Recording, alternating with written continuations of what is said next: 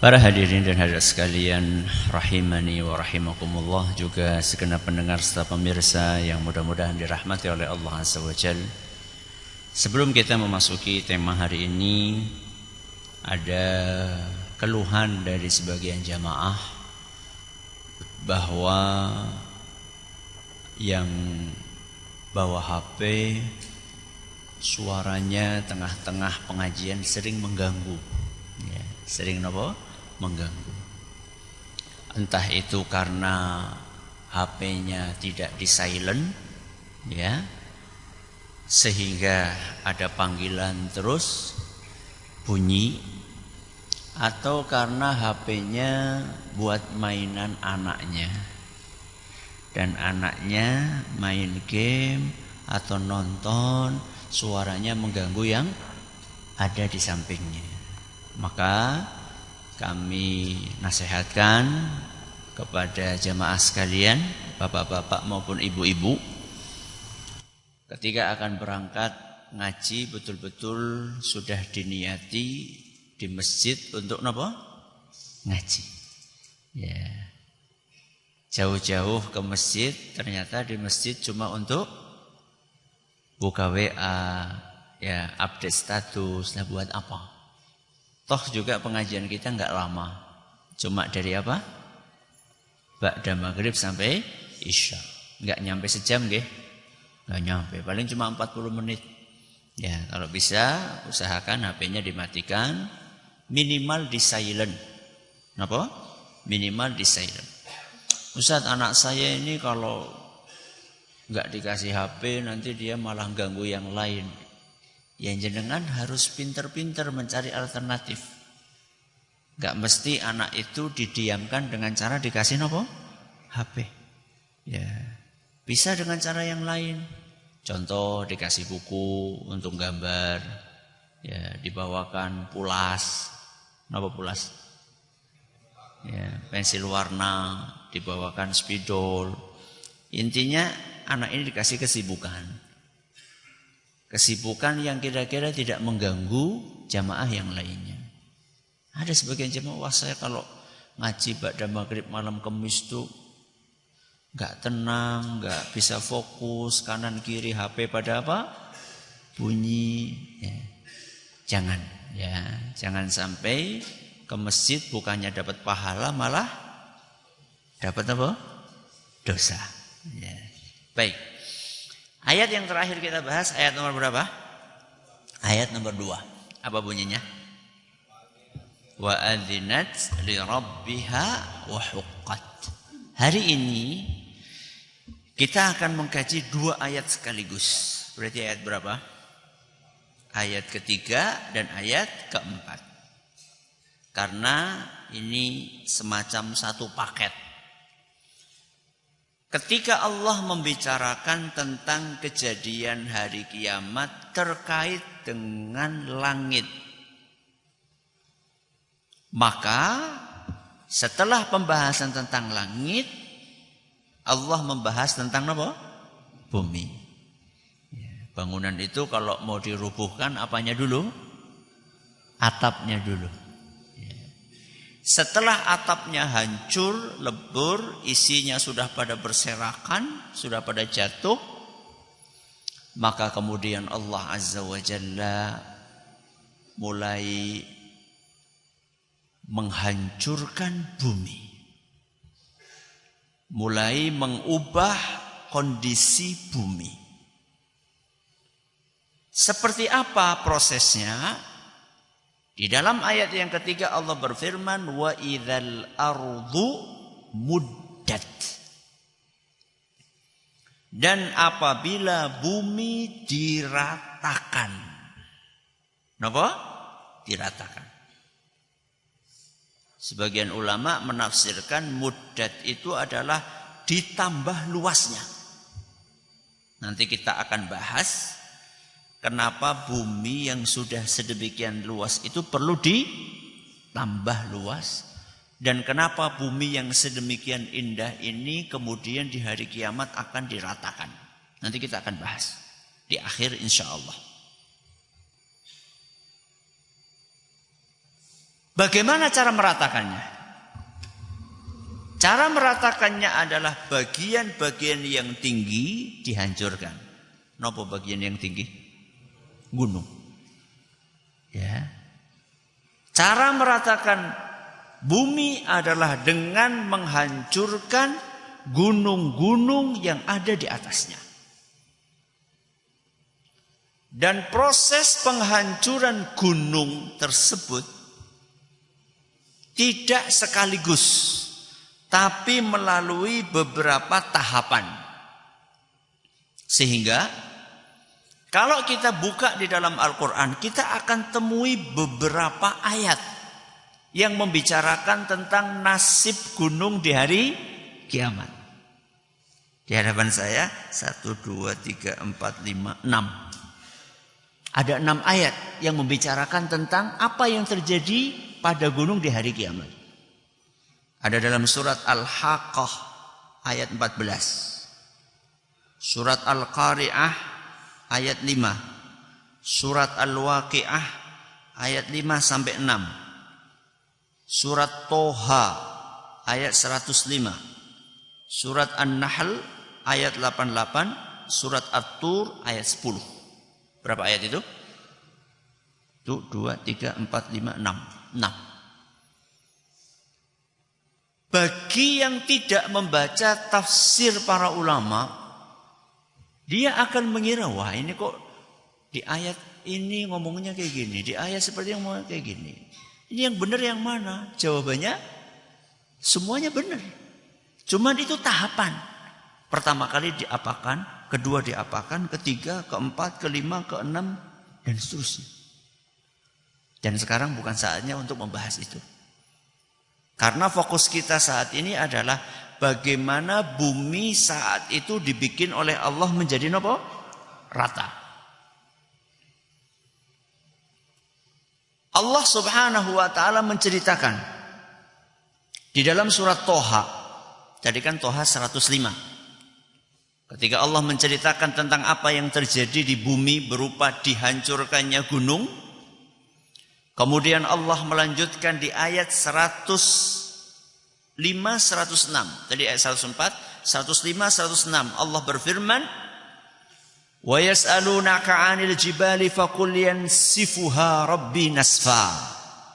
Mereka bertanya, bagaimana nasib gunung di hari kiamat? Maka kemudian sampaikan kepada mereka, yansifuha rabbi nasfa.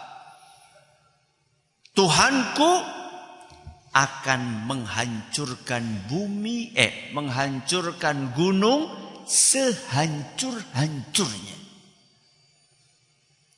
Terus apa yang terjadi setelah gunung-gunung itu pada hancur? Fayadharuha qa'an safsafa. Maka kemudian bekas gunung itu rata sama sekali. Lalu Allah menambahkan firman-Nya, la tara fiha iwaja wala amta. Saat itu engkau akan melihat muka bumi ini tidak ada yang tinggi, tidak ada yang rendah. Gunung tidak ada, lembah tidak ada. Rata semuanya. Ini cerita tentang ratanya bumi dalam Al-Quran. Di dalam hadis Rasulullah SAW juga menyampaikan hal yang serupa. Dalam hadis yang diriwayatkan oleh Imam Bukhari dan Muslim, Rasulullah SAW bersabda, "Yuhsyarun nasu yaumal qiyamati ala ardin bayda'a afra, ka qursatin naqiyyi laysa fiha ma'lamun li ahad." Nanti di hari kiamat umat manusia akan dikumpulkan di atas bumi yang rata, gak ada tetumbuhan, gak ada air, dan tidak ada tanda apa-apapun untuk seorang pun. Rambu-rambu, tanda, rumah, apalagi rumah, wong gunung aja habis kok. Jadi jangan pernah berpikir nanti ada tempat untuk berteduh, tidak ada.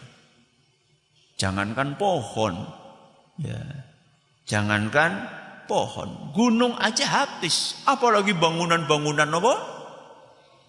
Pencakar langit, semuanya rata. Ya.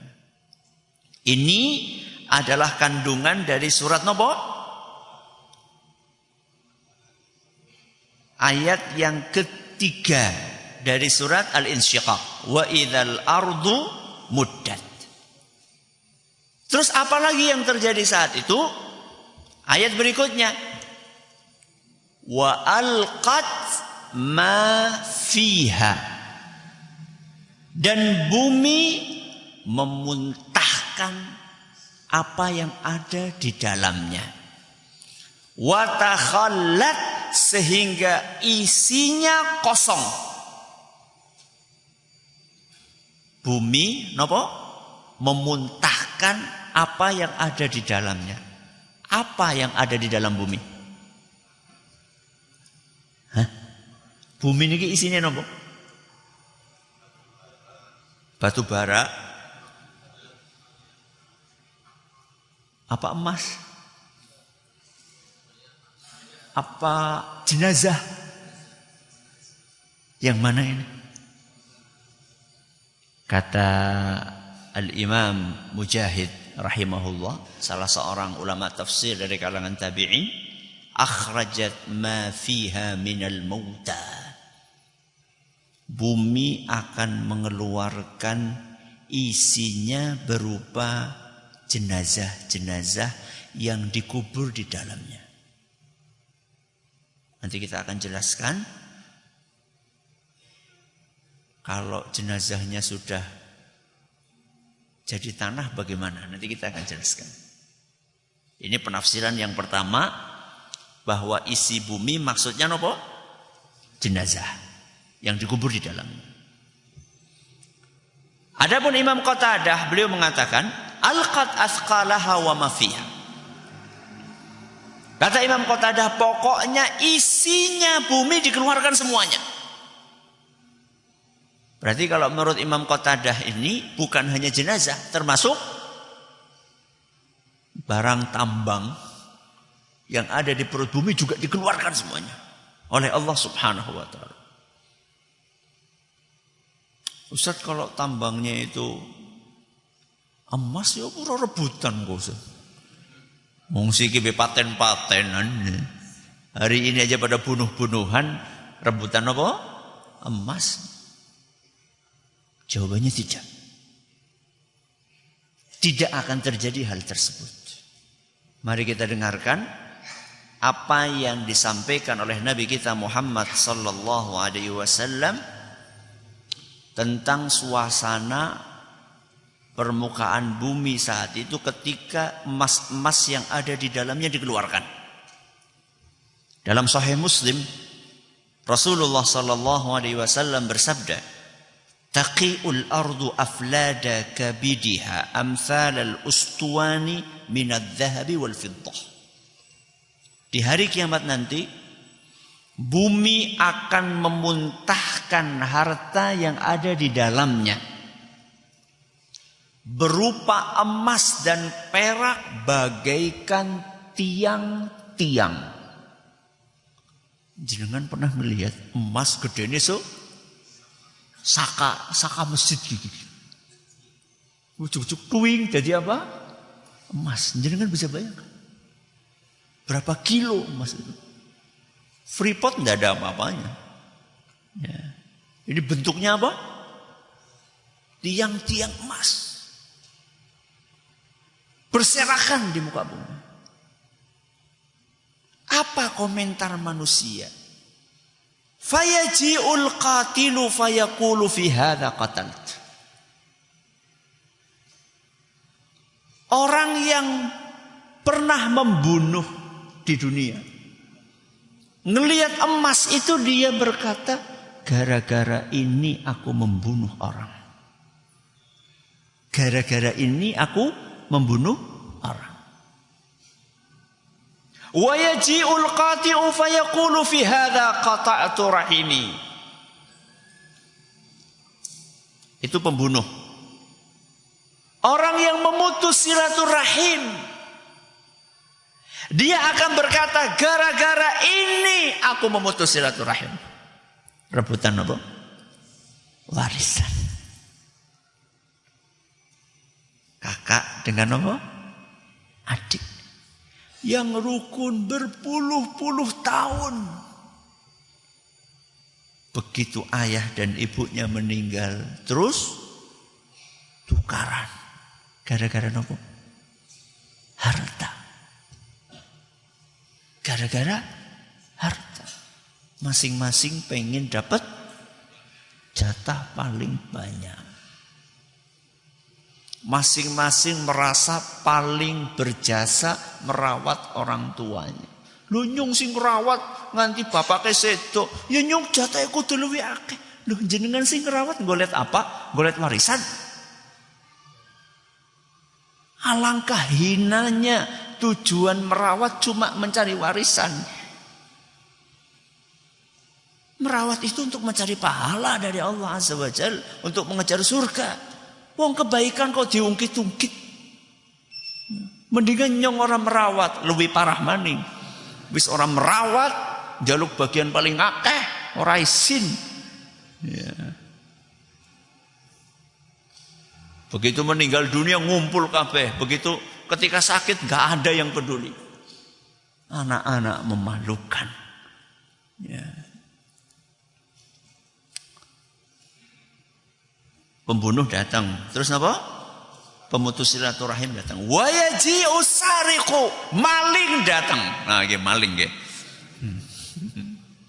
Apa kata maling? Fi hadza quti'at yadi. Gara-gara ini tanganku dipotong. Ya. Sampai aku nggak punya tangan lagi gara-gara ini sebabnya. Terus apa yang terjadi? Tsumma yad'unahu fala ya'khuduna minhu syai'a. Kemudian semua tadi maling, apa maning? Pemutus silaturahim, pembunuh, mereka semua meninggalkan harta benda tersebut, tidak mengambil sedikit pun. Jadi mereka sudah nggak tertarik lagi dengan harta-harta seperti itu. Karena yang dipikirkan adalah bagaimana nasibku nanti di hadapan Allah Azza wa Jalla. Sudah, ini andaikan yang dikeluarkan adalah nopo? Emas. Bagaimana jika yang dikeluarkan adalah jenazah? Ya. Apabila yang dikeluarkan jenazah itu sudah diceritakan oleh Allah Subhanahu wa taala dalam surat Az-Zalzalah, idza zulzilatil ardu zilzalaha wa akhrajatil ardu athqalaha. Apabila bumi diguncangkan sekeras-kerasnya, idza zulzilatil ardu zilzalaha, diguncangkan supaya apa? Supaya gunungnya hancur berantakan, jadinya rata, mirip kan? Wa akhrajatil ardu athqalaha, dan bumi akan mengeluarkan isinya. Isinya sudah disampaikan tadi. Harta yang ada di dalamnya dan juga nopo? Jenazah. Timbul pertanyaan. Loh, jenazah itu kan ya yang baru mati kemarin, hari ini kiamat. Masih nopo? Masih utuh. Lah yang matinya 100.000 tahun yang lalu bagaimana? Apakah masih tetap bisa dibangkitkan? Tetap.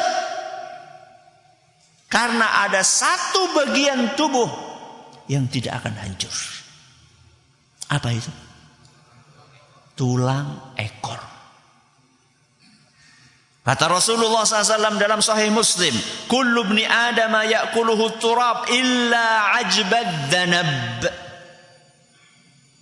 Tubuh manusia semuanya akan dimakan tanah kecuali satu bagian. Bagian itu adalah tulang ekor. Dengan modal tulang ekor ini, kata Nabi SAW dalam riwayat yang lain, yang disebutkan oleh Imam Ibnu Abi Asim dalam kitab beliau As-Sunnah, dan sanadnya dinyatakan bagus, kuat oleh Syekh Al-Albani, minhu yambut, Dengan modal tulang ekor inilah tubuh manusia akan ditumbuhkan kembali. Wa yursilullahu ma'al hayah. Allah Subhanahu wa taala menurunkan air kehidupan. Begitu dikeluarin nggih, ada yang tinggal tulang ekor, ada yang mungkin masih utuh, ada yang tinggal separuh, ada yang masih lengkap apanya? Tengkoraknya. Keluarin semuanya, keluarin. Kemudian Allah turunkan air yang namanya air kehidupan. Fayambutuna fihi nabatal khadir. Kemudian setelah diturunkan air kehidupan tersebut, tubuh manusia yang bermacam-macam sisanya tadi akan tumbuh kembali seperti tumbuhnya sayuran. Sedikit. Awalnya cuma tunas, lama-lama besar, sampai lengkap seluruh anggota tubuhnya. Hidup apa mati? Hidup apa mati? Belum hidup. Ini baru mengembalikan apanya? Jasadnya. Dikembalikan dulu, dilengkapkan dulu. Masa tengkorak melaku? Pocongnya kepriwe Ustaz? Ya suruh ngomong pocong sikil lah dan kayak nonton film. Dikembalikan seluruh apanya? Tubuhnya. Terus apa lagi? Hatta idza ukhrijatil ajsadu arsalallahu al-arwah. Setelah tubuh itu kembali sempurna, lengkap anggota-anggotanya, Allah mengirimkan nyawa, ruh. Allah kirimkan apa? Nyawa. Wa kana kullu ruhin asra ila sahibihi minat tarf. Dan setiap nyawa secepat kilat kembali ke tubuhnya masing-masing. Saat itu sudah mulai hidup. Tsumma yunfakhu fis-sur. Kemudian Allah Subhanahu wa taala memerintahkan malaikat sinten? Israfil untuk meniupkan sangkakala yang keberapa? Yang keberapa? Yang kedua. Karena sangkakala yang pertama untuk mematikan, sangkakala yang kedua untuk membangkitkan. Begitu malaikat Israfil meniupkan sangkakala untuk kedua kalinya, fa idzahum qiyamun yanzurun. Maka tiba-tiba semua manusia berdiri dan bisa melihat sekelilingnya. Al-Quran surat Az-Zumar ayat 68. Tadi saya sudah janji. Apa tadi janji saya di awal? Pada kelalen gitu. Apa tadi janji saya di awal? Kenapa bumi diratakan? Kenapa kira-kira? Agar menjadi tempat yang luas cukup untuk mengumpulkan seluruh manusia. Itulah yang namanya mahsyar. Napa? Mahsyar. Rasulullah SAW menceritakan kejadian itu dalam hadis yang diriwayatkan oleh Imam Al-Hakim, dan beliau mengatakan hadis ini sahih, dan juga Al-A'zami beliau mengatakan hadis ini sahih. Tumaddul ardu yaumal qiyamati madda li'azamatir rahman. Di hari kiamat nanti bumi akan diperluas seluas-luasnya karena keagungan Allah Azza wa Jalla. Thumma la yakunu li basharin min bani Adam illa mawdi' qadamaih. Kemudian manusia, setiap dari kita hanya punya jatah untuk meletakkan kedua kakinya. Bayangkan ya, bumi seluas ini kemudian sudah diapakan lagi? Diperluas. Masing-masing dari kita cuma punya jatah untuk meletakkan kedua kaki kita. Gak bisa geser. Dan gak ada apa-apa di atas kita. Jangan ngomongin payung. Ya, gak ada pohon, gak ada payung, gak ada gunung, gak ada rumah. Semuanya cuma dapat jatah segitu. Thumma ud'a awalan nasi fa akhiru sajida. Kemudian aku, kata Nabi SAW, dipanggil pertama kali. Sinten? Rasulullah SAW. Dipanggil pertama kali oleh Allah Azza wa Jalla. Kemudian aku pun sujud di hadapan Allah Subhanahu wa ta'ala. Dalam beberapa riwayat disebutkan Nabi SAW memuji Allah dengan pujian-pujian yang panjang. Setelah itu kemudian thumma yu'dzanu li, baru kemudian aku diizinkan untuk mengangkat kepalaku. Begitu aku diizinkan untuk mengangkat kepalaku, maka aku pun berkata, ya Rabbi, akhbarani hadza wa huwa an yaminir rahman, innaka arsaltahu ilayya. Wahai Rabbi, Jibril yang saat itu berada di sebelah kanannya Allah Azza wa Jalla. Jibril ini pernah memberitahukan kepadaku, wahai Rabbi, bahwa engkau mengutusnya untuk membawa wahyu kepadaku. Wa Jibrilu sakitun la yatakallam. Dan malaikat Jibril saya itu diam, tidak bicara sepatah kata pun. Karena enggak diizinkan sama Allah. Jibril diam. Maka Allah pun mengatakan, shadaq, Jibril benar. Ya, aku memang mengutus dia. Thumma yu'dzanu li fis syafa'ah. Kemudian aku diizinkan oleh Allah Azza wa Jalla untuk memberikan syafaat. Syafaat apa? Syafaat apa? Untuk memulai proses hisab. Rasulullah SAW bersabda, ya Rabbi, ibaduka abaduka fi atrafil ard. Wahai Rabbi, hamba-hambamu ini, mereka telah beribadah kepadamu di seluruh penjuru bumi. Meminta, memohon. Karena satu kondisinya tidak karu-karuan, gak bisa tidur. Fa idzahum bis-sahirah. Ya, sahirah itu adalah tempat luas yang orang di situ semuanya gak bisa tidur. Bayangkan, matahari didekatkan di atas kepala, panasnya luar biasa, masing-masing keringatnya tergantung amalannya. Ada yang sampai ke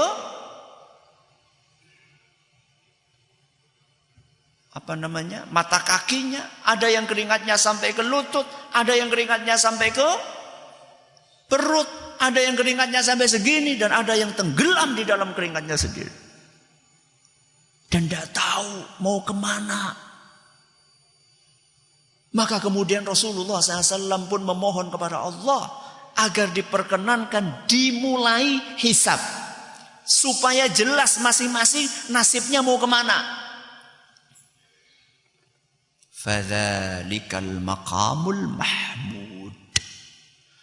Itulah momen di mana Rasulullah SAW dipuji oleh seluruh makhluk. Makanya ketika kita habis azan, kita doa apa? Allahumma rabb hadhihi da'wati tammah. Terus wassalatil qa'imah ati Muhammadanil wasilata wal fadilah wab'athu maqamam mahmudanil ladzi wa'attah. Apa artinya maqamam mahmudan? Yaitu tadi momen di mana Nabi SAW akan dipuji. Seluruh makhluk matur nuwun kepada Nabi SAW. Karena mereka sudah enggak betah Entah sudah nggak tahan dengan kondisi saat itu. Kemudian Nabi SAW minta kepada Allah untuk memberikan syafaat kepada manusia. Semuanya diizinkan sama Allah. Dimulailah proses hisab. Inilah kenapa kok bumi oleh Allah diapain? Diratakan, isinya dikeluarkan untuk menjalani proses berkumpul di padang mahsyar, lalu dimulai proses hisab. Mudah-mudahan bermanfaat untuk kita semuanya. Terima kasih atas perhatiannya. Mohon atas segala kurangnya. Kita akhiri dengan doa kafaratul majlis. Subhanakallahumma wa bihamdika asyhadu an la ilaha illa anta astaghfiruka wa atubu